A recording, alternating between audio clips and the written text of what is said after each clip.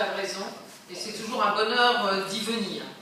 J'y viens aujourd'hui dans un contexte un peu particulier, j'y reviendrai, celui évidemment de l'évolution démocratique encore en marche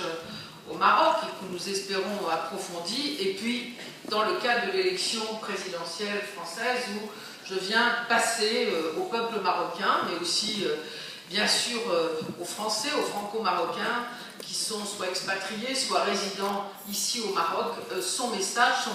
de candidat à la présidence de la République. Alors comme cela a été dit, et je voudrais remercier Nicole Lefloc, qui est la secrétaire de la section ici à Casablanca, remercier tous les camarades qui ont permis que cette réunion ait lieu, et c'est effectivement formidable de vous voir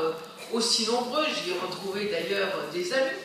et puis remercier aussi Christine Léger pour Rabat, et nous nous retrouverons lundi soir. Je voudrais vous dire que nous sommes très heureux d'être ici avec Jean-Christophe Cambadélis, qui s'occupe des relations internationales dans la direction du parti, avec Gilles Pargnot, dont la femme et la petite-fille sont marocaines, qui en tant que député européen portent beaucoup de projets que nous aimerions voir de manière plus globale entre l'Europe et la Méditerranée. Et puis je dis un mot de Pouria Amirchahi, qui fait partie de cette jeune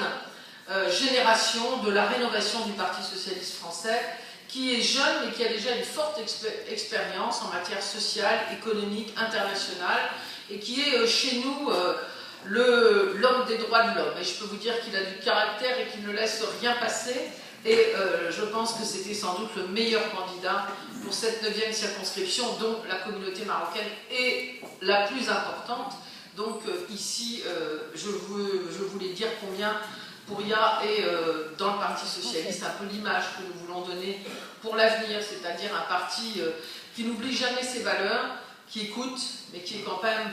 capable d'apporter des réponses et qui sait que la France n'a jamais été aussi grande et aussi belle que lorsqu'elle a défendu ses valeurs en son sein, mais les a portées en deçà de son territoire. Alors donc je suis heureuse, vous l'avez compris, d'être avec vous. Cela a été rappelé, il y a environ 60 000 Français ou Franco-Marocains qui habitent ici au Maroc, qui travaillent, qui y vivent parfois depuis des dizaines d'années. Je sais combien vous êtes attachés au Maroc, je sais combien vous l'aimez, mais je sais aussi combien votre attachement et votre amour pour la France est là, et combien vous suivez en parallèle d'ailleurs les évolutions qui se passent dans nos deux pays. J'allais dire un peu comme nous faisons nous-mêmes, ceux qui avons une empathie particulière pour le peuple marocain. Je voudrais d'abord dire, avant de parler de la campagne électorale et du projet de François Hollande, je voudrais d'abord dire que venir ici au Maroc, pratiquement un an après le discours de Sa Majesté le 9 mars de l'année dernière, après que des peuples se soient mis en marche de manière extrêmement pacifique, et je crois qu'il faut saluer l'année 2011, qui a été l'année d'abord de la jeunesse tunisienne, de la jeunesse marocaine, libyenne, égyptienne, yéménite, qui ont montré que l'on pouvait essayer de faire bouger parfois des dictateurs, parfois des régimes qui ont besoin de poursuivre encore le développement démocratique pacifiquement, même si malheureusement les réponses qui leur ont été apportées ont souvent été violentes. Et je pense ce soir bien sûr au peuple syrien qu'on laisse massacrer, il faut bien le dire, parce qu'aujourd'hui les règles internationales font qu'au Conseil de sécurité, deux pays, et même un d'ailleurs, pourraient, comme c'est le cas aujourd'hui pour la Russie et la Chine, bloquer une intervention. On peut se demander jusqu'où ira Bachar el-Assad avant que l'on arrête cette tuerie, parce qu'il s'agit bien d'une tuerie, et pour des hommes et des femmes qui se sont levés pour demander là aussi plus de démocratie, plus de liberté et plus d'égalité. En arrivant au Maroc, mais j'y viens 2 à 3 fois par an,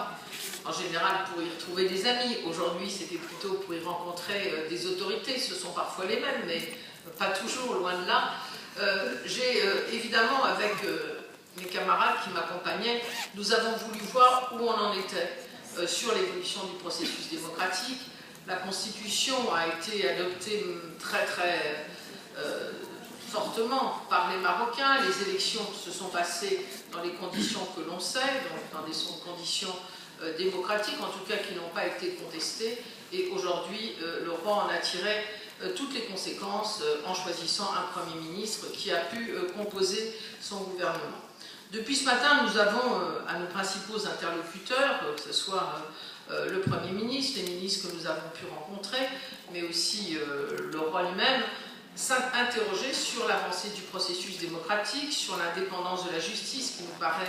un élément important, sur la parité qui est inscrite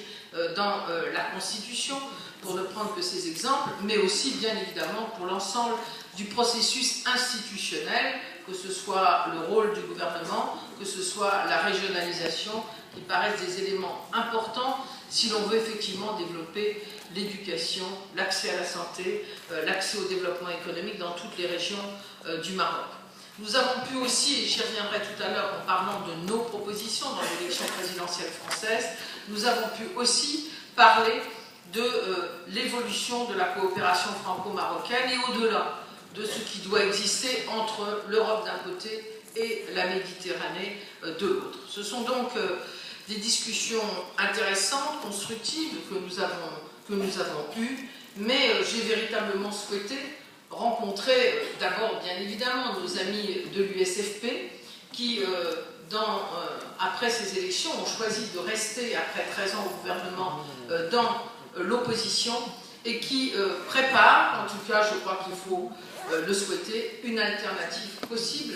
en portant un nouveau projet pour le Maroc de développement économique, social, peut-être une autre union aussi avec l'Europe et une rénovation du parti. J'ai souhaité rencontrer, et j'étais très heureuse de le faire, beaucoup de jeunes qui ont participé au mouvement du 20 février, qu'ils appartiennent à un parti, l'USFP ou à l'autre, ou qu'ils aient été tout simplement dans ce mouvement, parce que j'ai voulu aussi leur dire notre admiration pour le courage qui a été le leur, mais aussi pour les formes de la contestation qu'ils ont mis en place. Et puis à midi, parce que je crois qu'il est important de le défendre, j'ai eu le plaisir de rencontrer beaucoup d'amis, des femmes marocaines dont chacun connaît à la fois le talent, la réussite, mais aussi le courage et la détermination. Je crois que le Maroc a besoin des femmes pour pouvoir poursuivre encore son développement et poursuivre son développement aussi démocratique. C'était l'occasion pour nous de parler de la mise en place de la parité qui n'a pas été à l'évidence totalement entendue au gouvernement, de parler aussi de l'évolution des droits des femmes et de constater une fois de plus, et ça c'est une leçon qu'on doit retenir du Maroc, qu'il y a ici beaucoup d'hommes et de femmes d'ailleurs, mais de femmes particulièrement, qui ont des hautes responsabilités économiques, sociales, dans la recherche, dans l'enseignement, mais qui en même temps sont profondément intégrés dans la société civile, président des ONG, dirigent les ONG humanitaires sur l'enseignement, sur les droits des femmes, les droits des enfants, le problème de la misère, de la pauvreté, des enfants des rues, de l'éducation. Bref, là aussi, il est très important quand dans un pays, ceux qui ont eu la chance, de par leur naissance, de par leur réussite personnelle, d'arriver à un certain niveau, restent engagés dans la société. Je crois que c'est souvent ce qui manque parfois dans le nôtre. Voilà, donc je voudrais vous dire combien pour nous ce voyage, on peut l'appeler ainsi, de 4 jours, est à la fois l'occasion de vous rencontrer, puisque nous sommes dans cette campagne, mais aussi de pouvoir rencontrer, comme nous le faisons, nos amis marocains et de pouvoir aller lundi à la rencontre de jeunes qui réussissent à la Technopark de Casa et aussi aller dans un quartier en difficulté où des fondations travaillent sur l'accueil des enfants des rues. Je dis cela parce que moi je souhaite pouvoir revenir en France en donnant aux Marocains de France, aux Français d'origine marocaine, une belle image d'un pays où les hommes et les femmes n'ont pas les bras ballants, comme on voudrait parfois leur faire croire, où ils se battent pour l'avenir, où beaucoup de jeunes se battent pour l'avenir, où ces jeunes diplômés qui ne trouvent pas d'emploi expliquent pourquoi ils veulent effectivement rester dans leur pays et y mettre leur talent à contribution pour pouvoir développer leur pays et montrer aussi combien la société civile, le rôle des femmes est majeur dans le Maroc. D'où